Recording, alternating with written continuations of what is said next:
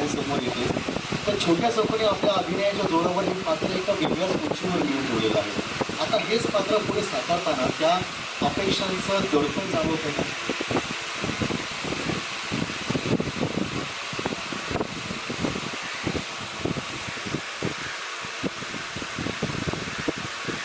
दडपण नक्कीच आहे.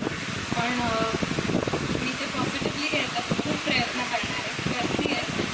आणि स्वरालीने खूपच सुंदर सखूबाईंची भूमिका आपल्या सगळ्यांच्या समोर मांडली आहे. 1.5 वर्ष केलं. तिचं तिने जे काम केलं आहे ते पुढे न्यायची जबाबदारी माझ्यावर आहे. आणि ते पुढे न्यायचा मी पुरेपूर प्रयत्न करते.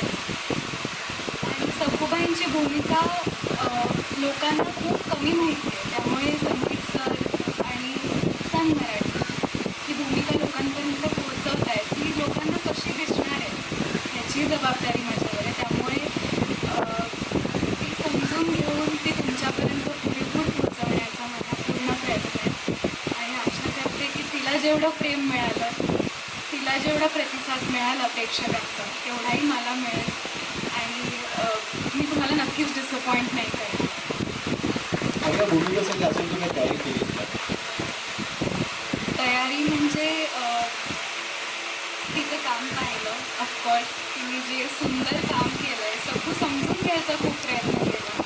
मला सगळ्यांनी खूप मदत केली. प्रोडक्शनकडनं शिरीष दादा, सर, संगीत सर सगळ्यांनी खूप मदत केली. त्यामुळे सखूची भूमिका समजायला तिथे मदत झाली. मी काही फिल्म्स बघितले आणि मराठी भाषेवर काम सुरू आहे.